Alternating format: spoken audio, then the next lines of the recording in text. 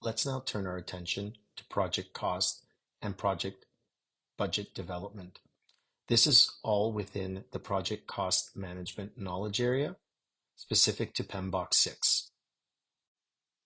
Turn on any evening newscast, open up any daily paper, and it's usual to see stories about projects, particularly those in the public domain, that have the usual message. The project is expected to deliver late, and usually the project has exceeded its budget. So the question becomes, why is it so difficult for projects to not just deliver on time, but more importantly, since we're focused on project cost management and budget, why is it so difficult for projects and those in the IT space to deliver within their approved budgets? IT projects have a very poor track record when it comes to meeting their budget goals. And different studies initiated have indicated that cost overruns, when they do occur, are roughly 33 to 34% over their approved project baseline. There are also studies that indicate projects in general, of the ones that are executed, about 2/3 of those exceed their budgets. So we have a scenario where 2/3 of projects are exceeding their approved budgets by roughly 1/3 over their approved project baselines.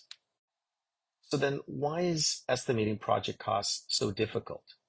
Well, there are several factors at play, and we can look at a few. One, cost estimates for IT projects are low to begin. In previous classes, I mentioned a concept called Hofstadter's Law. And Hofstadter's Law simply states that we tend to underestimate. Now, this could be the scope of work, it could be how long work takes, the costs associated with that work. We tend to underestimate our potential to be able to do work, even if we understand that we are underestimating our efforts. So it's very difficult to compensate. Humans are naturally optimistic. Think back to the start of any particular weekend. You may have had a laundry list, an extensive to-do list, things related to your own personal activities, maybe some work activities, getting together with friends, doing some work around the house. And then at the end of the weekend, you take stock and you realize you didn't even get to most of those because we were optimistic about what we can do. And so the same principle applies when we're estimating costs. We tend to underestimate them. And so they are low to begin with. And as a co-conspirator in this is that we often, again, with IT projects in particular, are working with unclear or vague or incomplete requirements. And as we've seen earlier, requirements inform scope. Scope of work and its associated time, if it is underestimated, it's natural that the costs for the project are underestimated. If work is not considered in whatever it is that we are looking at, then it stands to reason that the costs themselves are not captured. Another reason is preparing cost estimates is a fairly complex job, and it does require an understanding of some accounting practices and principles. Project managers are not accountants by trade. However, it is really important, and it is a critical skill that project managers should acquire. Some of the complexities that come into play is, what is a capital cost versus an operational cost?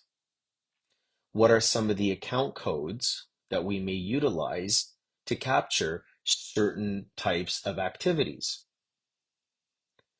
How do we incorporate things like increasing costs and interest rates?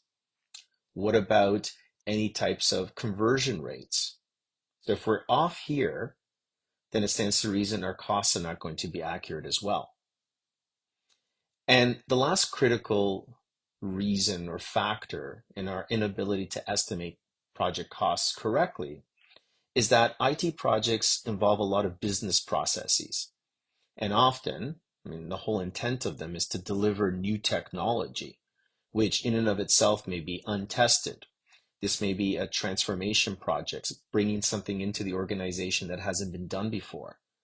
And so if we do not understand the work, it's hard to predict and it's hard to estimate. And anytime we're doing something that is really revolutionary or transformative and new, there's a lot of inherent risk. And that risk, if in and of itself is not well understood, then it may not be factored into our estimates. And if it's not factored into our estimates, it means that our costs, again, are going to be on the low side. At a very high level, cost management includes processes involved in planning, estimating, budgeting, financing, funding, i.e., where's the money going to come from, managing those dollars, and then taking controlling actions if we recognize that our costs may exceed our approved budget. What are some of the corrective measures that need to take place in order to properly either ensure that we come in within that project funding envelope or look at ways of increasing our budget to accommodate for those changes. Project cost management involves four processes as defined by PMBOK 6. And again, although we are in PMBOK 7, I find that understanding the quote unquote steps towards developing a budget and managing that budget is a little bit more intuitive from this perspective.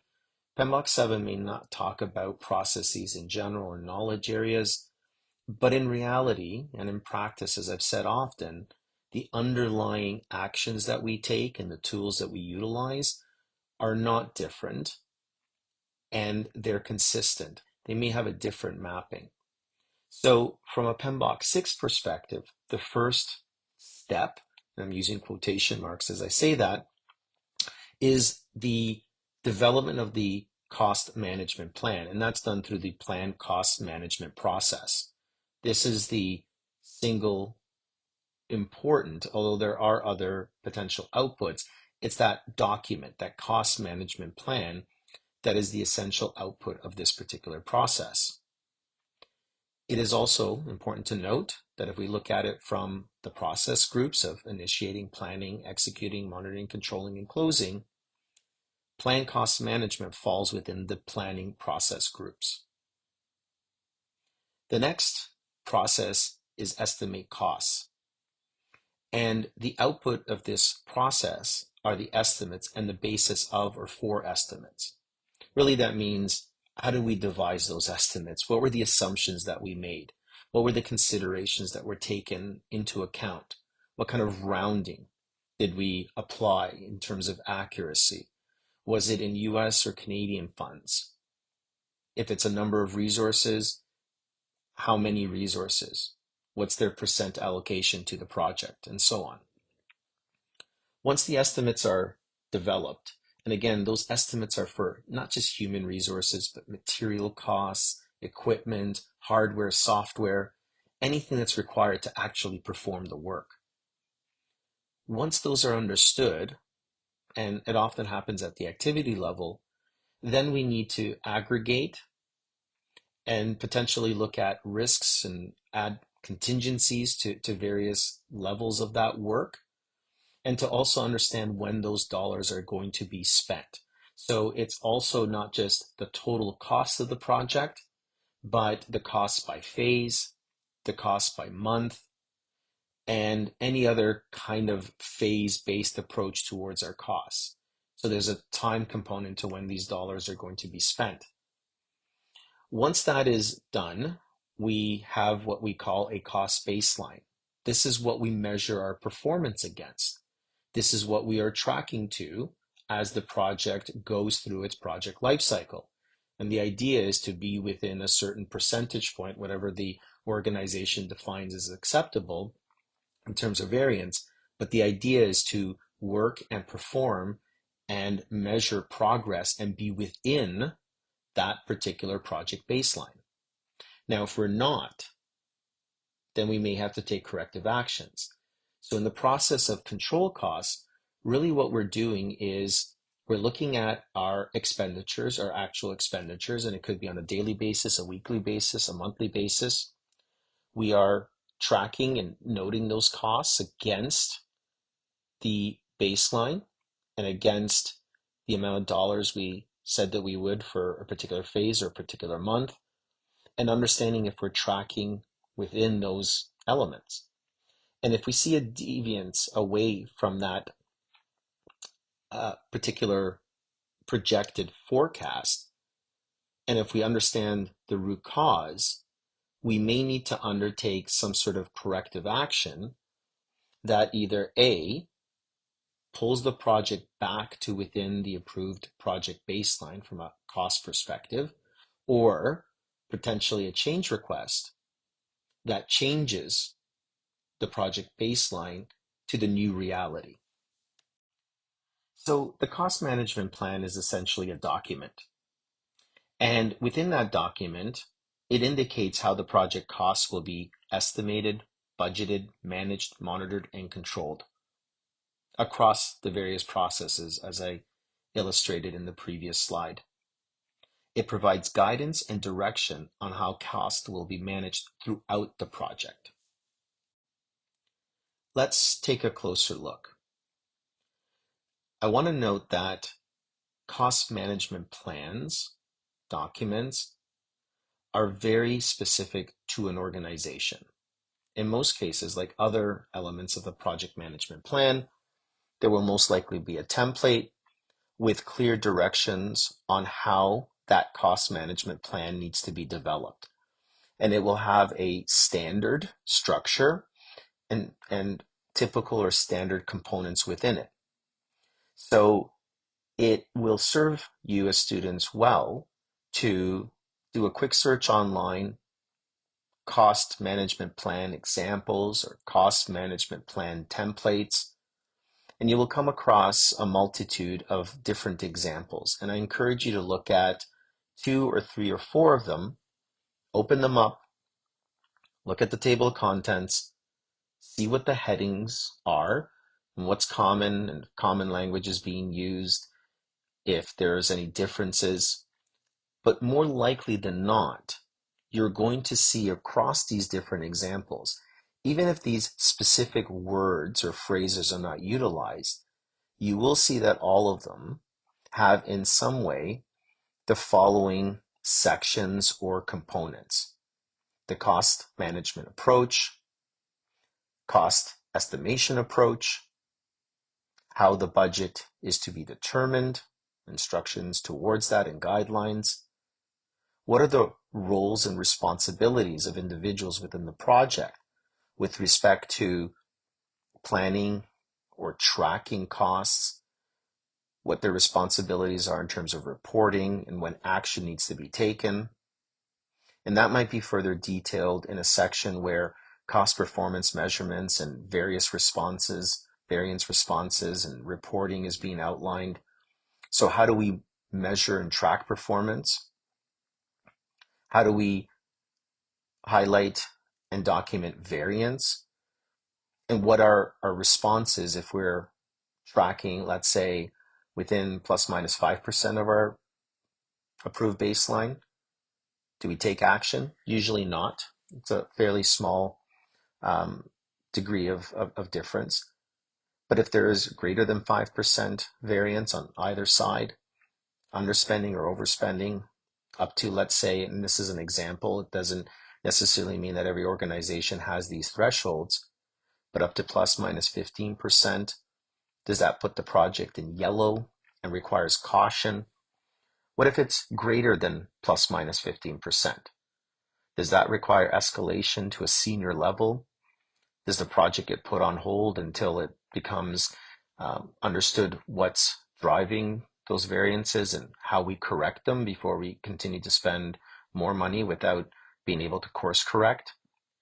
So these are important considerations that are in the cost management plan. And then there might be a change control process. So if a change needs to be made, how is that change documented? Who needs to review it? What levels of the organization? And again, depending on the thresholds, if it's a nominal change to our cost baseline, maybe it's the project manager or the immediate manager. If it's greater than X amount of dollars, 1,000, 10,000, 100,000, again, every organization is going to have its own threshold. Who needs to review and approve? And it could go all the way up to the CEO, depending on the project costs and the initial project baseline. So going just a little bit further, what you will see in a cost management plan are the steps that will be part of the project plan for managing and controlling costs in all project phases, maybe the types of meetings and reviews that will be held, the types of expenditures, the approach to reviewing and approving expenditures, and as I mentioned, the process for escalating cost issues to senior management. A cost management plan can also establish things like units of measure. So are we talking about for each resource, is it hours or days or weeks? If it's material, is it liters or tons? If it's some cost associated with distance, is it in kilometers or miles? And what's the form of currency? Is it US dollars or Canadian dollars? And this may seem like a small sort of quibble, but it is really, really important. I've been on projects where cost estimates have been drastically affected because somebody was, let's say, providing an estimate for material that has to do with cabling. And rather than providing a cost per foot, the cost was provided in terms of meters. And that is significantly different. Now, $3 per foot is different than $3 per meter by a factor of 3. And so if there's inconsistency and we're kind of aggregating different material estimates from different teams and they're not in the same units, you can see how that might affect the accuracy of our cost plan. Then we have to look at things like levels of precision. So again, do we round up? Do we round down? Levels of accuracy that are used in determining our costs. Are we asking for people to be within plus minus 5%, plus minus 10%, plus minus 25%? And that often depends on what phase the project is in. Earlier phases or pre-project, the estimates are going to be less accurate. And the intent is as the project moves forward in its project life cycle, those should be more accurate. So less in terms of a more narrow range of accuracy is required. And you can, again, read through a few of these other items. We've mentioned them, and we'll look at some of these things in a little bit more detail, like, for example, earned value management or earned value analysis will be part of our monitoring and controlling discussion coming up in a couple of weeks.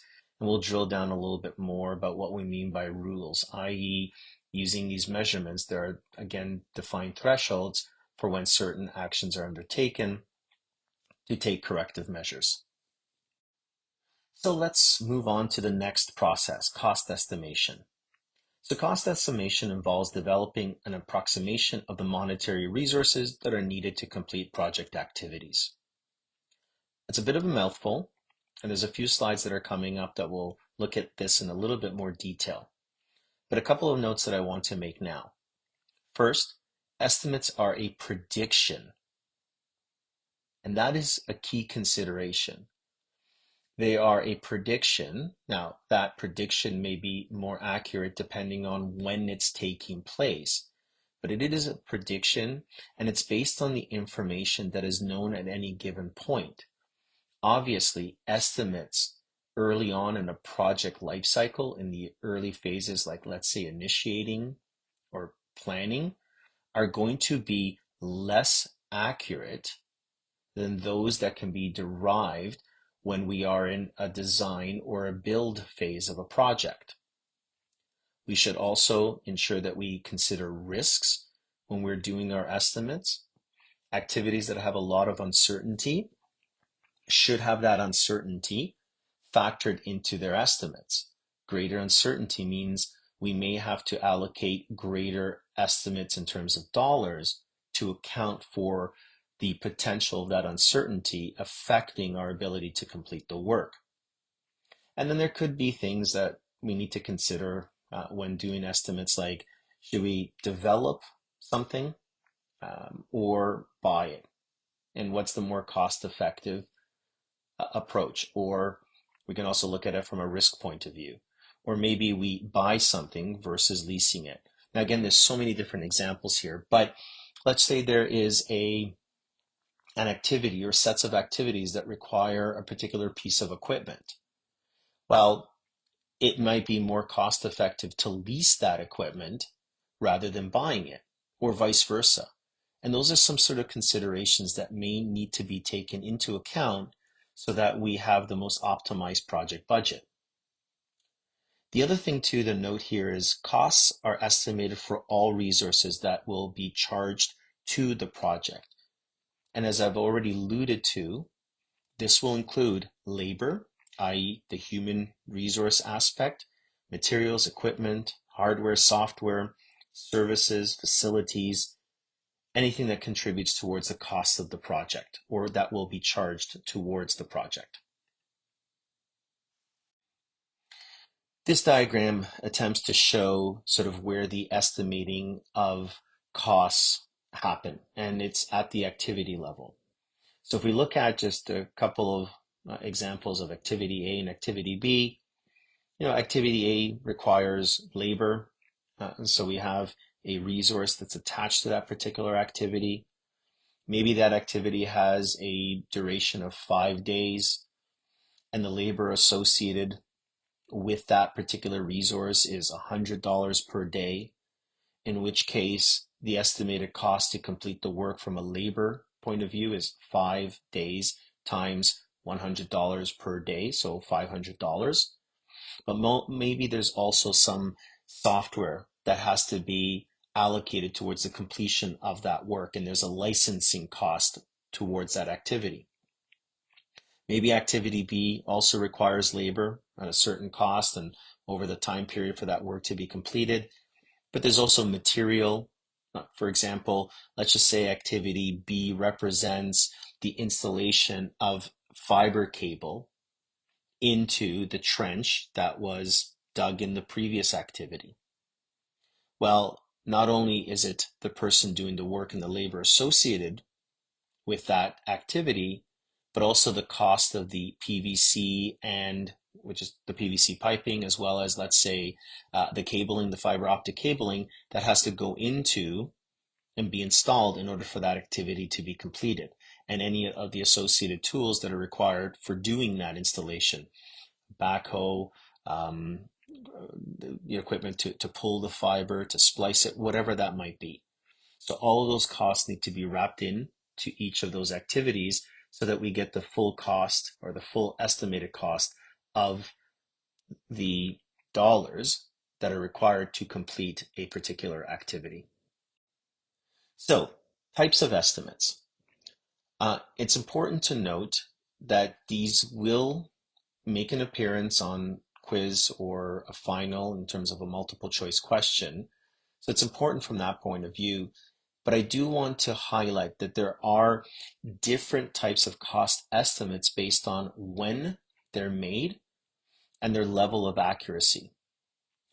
The least accurate estimate is referred to as a rough order of magnitude.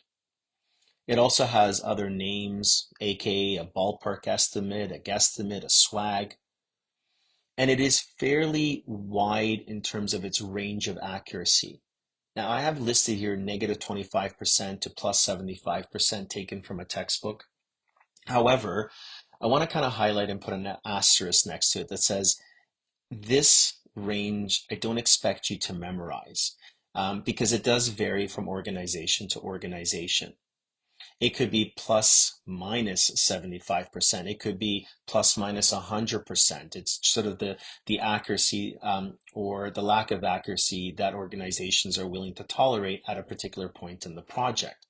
So it's not important to memorize the number other than to know it's fairly wide in its range, it is usually done, and this is the important part, it's usually done early in the project and probably more often not in the business case, like the pre-project stage. Okay, so even before the project is started. Why? Because we don't have a lot of information. At this stage, we haven't even got the requirements. We haven't looked at those requirements in terms of scope and understood things like detailed design. And so it's unlikely that we're going to be fairly accurate when we're dealing with incomplete information. And it's often used to make project selections. So that's what I want you to remember. The least accurate is the rough order of magnitude, and it happens pre-project. A budgetary estimate is the next type of estimate, and it's more accurate. It's usually used to allocate money into the organization's budget and the project's budget. And again, the accuracy range could be -10% to +25%. Not important to memorize because in some organizations, and I've worked in them, ±25%. But it is a little bit more accurate, and it's typically, let's say, in the initiating stages of a project. Definitive estimates are more accurate, and they could be -5 or -10% to +10%. I've even seen the expectation for these types of estimates to be within the -5 to +5% range. And they're typically done later on a project lifecycle, more likely after a detailed design is done, so requirements, the planning. We've even gone through some of the design elements of a particular application or an infrastructure build or whatever that might be, and that we are able to now look at from the material and all the work that needs to be done. We have an idea of what resources are going to be allocated, so it's much more accurate. This slide just shows the inputs into the estimating process and the tools and techniques that are employed and the output. So inputs, if you think about this, when it comes to making estimates around activities and the resources that are required, of course, things like lessons learned or any historical documents are going to be important. This is from previous projects, or maybe lessons learned from previous phases where we were making estimates and now we have to revise our estimates. We've gone through an analysis and we understood why we may have been off earlier or why our estimates were not accurate. We understood maybe our process was ineffective and we've kind of made some changes and we've tweaked the process. So those are important inputs. The project schedule, i.e. when work happens, can significantly affect your estimates.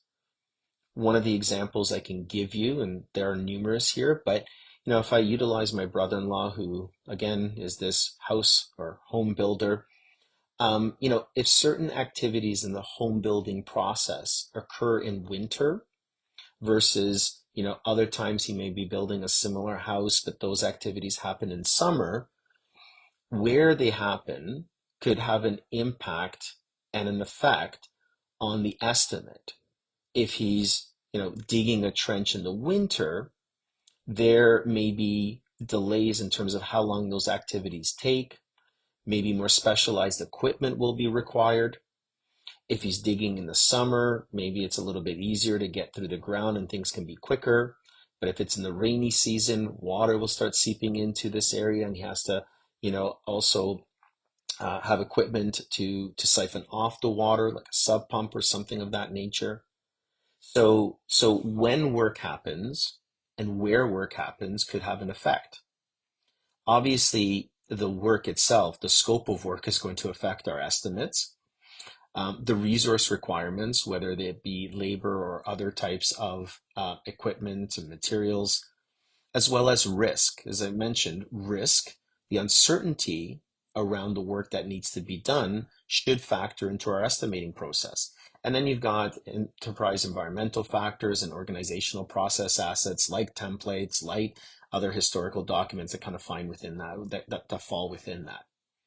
Tools and techniques, we talked about it last week. We looked at all of these different types of estimating approaches from, quick and dirty, but very inaccurate to much more elaborate, but requires more time. And we talked about expert judgment, analogous estimating, parametric, bottom-up, 3-point estimates. But we also have to do some data analysis. Like again, alternative analysis. Do we buy? Do we lease? Do we build ourselves? Do we buy? We also have to look at and say what kind of reserves are required to offset certain types of risks. And again, this is an analytical process. The greater the risk and understanding some of the background of the work may require additional reserves to be able to accommodate that uncertainty. And we have to have some decisions around how we allocate those costs, to what point, what assumptions are we making. So those are all the tools and techniques. And the output of this are the cost estimates themselves. And as I mentioned, the basis of estimates. Those are the two major outputs of this particular process.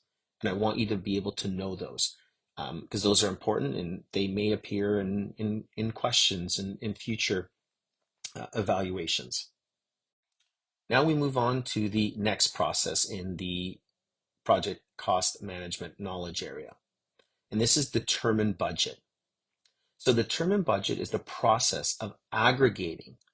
That means we're basically summing up all the individual estimated costs of the activities or the work packages to establish an authorized baseline cost. The key benefit here is that the process develops a cost baseline against which the project performance can be monitored and controlled. Some other things to consider with respect to determine budget. First, the project budget consists of the sum total of the monetary resources necessary to successfully execute the project.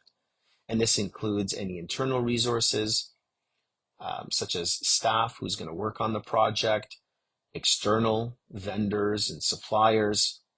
Okay, so it is the sum total of all the monetary resources, human or otherwise.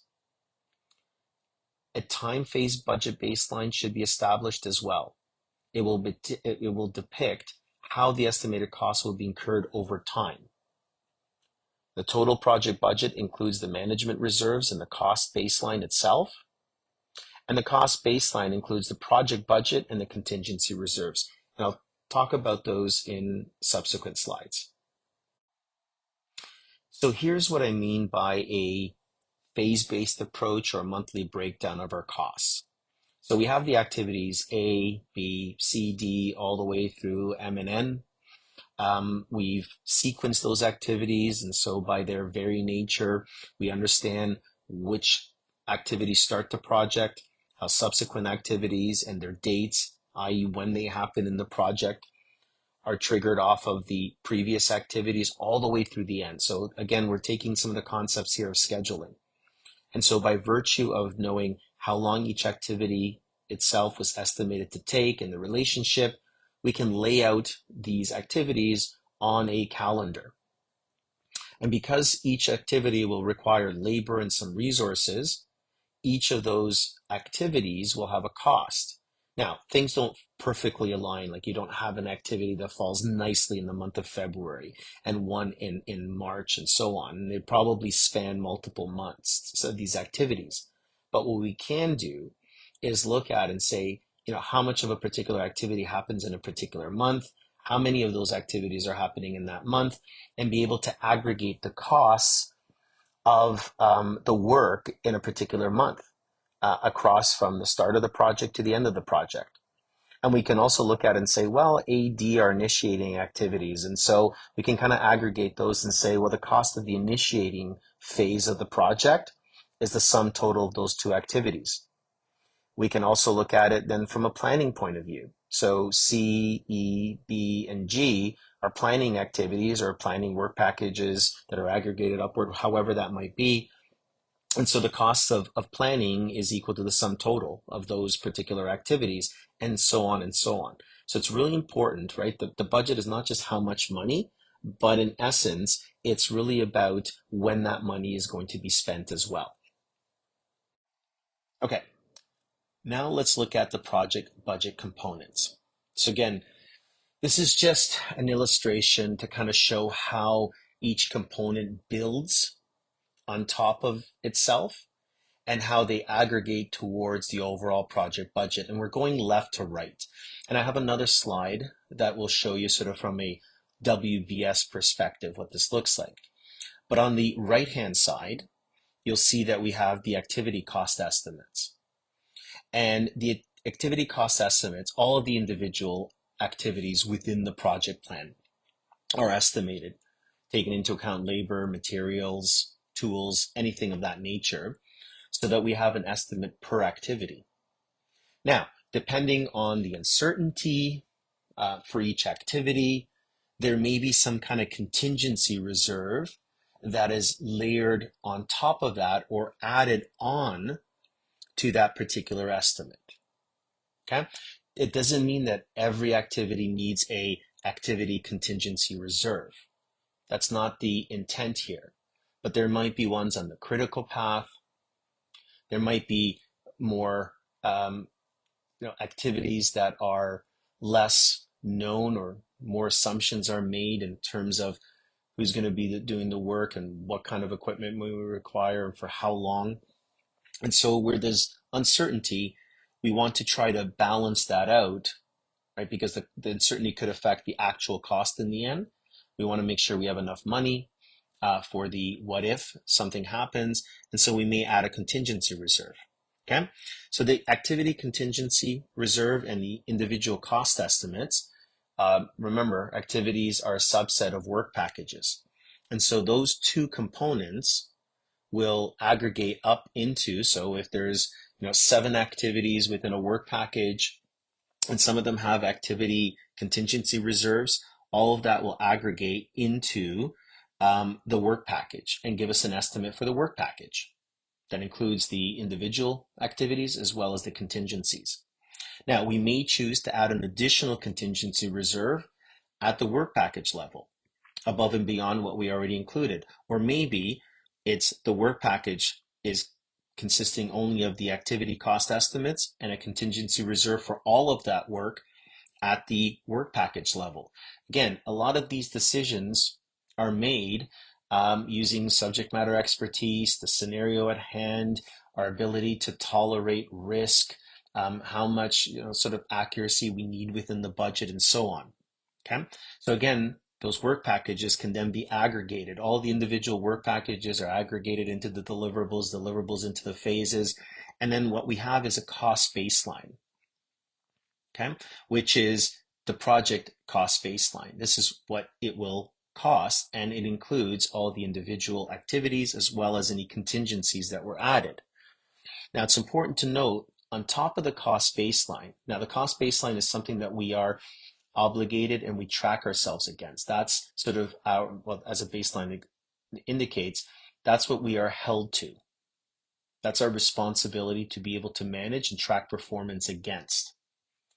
But we may have a lot of unknown unknowns, right? Things within the project that were difficult to estimate at the activity level, because these are risks that we can't identify. And so we may add what we call a management reserve on top of the cost baseline that is held outside of the approved baseline. So it's kind of outside of our banking account. Think of it maybe as a line of credit. Okay. It is part of the project budget because the management reserve and the cost baseline inform the project budget. But the project itself can only draw from and utilize dollars that were allocated into its cost baseline. All of its expenditures are measured across or against that cost baseline. The management reserve is basically a break glass in case of contingency plan. And the only way that you can access those funds is going through proper change control. And so there has to be a rationale that's approved at a higher level. And when those dollars are approved, then the sum totals of those dollars are moved into the cost baseline. So the cost baseline increases, the management reserve decreases. You're still within your project budget, but now you're measuring your performance against the revised cost baseline, which was the initial plus any management reserve dollars that were approved through that change control process. Another way of looking at it is just the way that I've drawn it up here. So instead of kind of looking at it as in blocks working from right to left, let's look at it from like a WBS perspective. So you have activity A and activity B. We estimate the activity or the estimate the costs for activity A and B. We may choose to add a contingency to each. Those aggregate up to the work package level. The work package itself may then have an additional contingency added on top of it. Those get rolled up. And then for project X, we have a project baseline. On this, we may also add a management reserve, as I mentioned, that's held outside of the baseline. And then it's the cost baseline, which is the sum of all estimates and contingencies underneath for every single element within this work breakdown structure, the work that constitutes this project, and the management reserve that's held outside of it. This following slide just distills, again, the determined budget process in terms of its inputs, its tools and techniques, and its outputs. Remember, the key element here is that this process, determined budget, the output is the cost baseline. Okay, there are other outputs, but it's really about establishing the baseline. Again, this is what we measure our performance against as the project is executing. The inputs are going to be things like the cost management plan document, the resource management plan, the scope baseline, our cost estimates, our schedule, our risk register. And you can see that even in the previous slides, I spoke about how we build, how we aggregate those costs. We have to know how many resources or what types of resources are required to do the work. We need to understand some of the risks that are going to affect the project. That's why we look at the risk register to understand which work or which components of work or what periods of time where work happens, there might be extensive risk. And so all of those things need to be considered when we're developing the budget. Otherwise, we're not going to be able to think about how much contingency is appropriate based on risk. What type of activities require what type of resources and the availability of those resources and so on. This slide is really just a summary of a lot of the things that I spoke to about prior. So let's really kind of run through a summary of the cost baseline. So as I mentioned, the cost baseline is the approved version of the time phase project budget. The cost baseline excludes the management reserve that's held outside. The cost baseline can only be changed through formal change control procedures, meaning whether it's money being held in a management reserve or money that comes elsewhere, the cost baseline can't just arbitrarily change. Like you can't look at it and say, oh, we have $1 million in our project baseline. Our expenditures are now, trending towards 1,100,000. That's a 10% variance. Well, I'm just going to, increase the baseline arbitrarily to 1.1 million to match my expenditures, but not get formal approval to do so, because that means that we're just increasing costs without documenting and getting, the reasons for and getting approval. The cost baseline is used for comparison to actual costs. So each and every month, particularly on the projects that I'm working on, actuals come in through a reporting system, a time management system, invoices that come from customers. Those are aggregated. We compare it against the total dollars that we expected to spend that month. We look at the individual costs and say, are those actuals in line with what we estimated? And if not, we look for a root cause and try to understand, is it a one-off, or is there, a problem here that's going to start to perpetuate itself throughout the project, and thereby incrementally month over month increasing costs, like a slow boil that eventually is going to create a tipping point where our expenditures are completely out of control and greater than any approved baseline. The management reserve, if used, can only be accessed through change control, approved changes through the change control process, as I mentioned. And if money is drawn down from that management reserve, the cost baseline is adjusted and reapproved. And finally, just a little bit of a teaser for next week or the week after class when we talk about earned value analysis or earned value management. This is really about managing and controlling costs. So this particular process defines how project costs will be measured. Cost control is the process of monitoring the status of project spending, updating our budget, managing changes to the budget baseline. We're going to, update the budget, which involves recording on a monthly basis the actual costs that have been spent to date, tracking costs which have been approved and not yet realized. Things like their liabilities. They're part of our project, but they haven't actually hit our books, right? So, when you take on a car payment, when you have a lease and you're looking at your monthly budget, you may not have yet been invoiced or charged that particular dollar value for the lease in that particular month.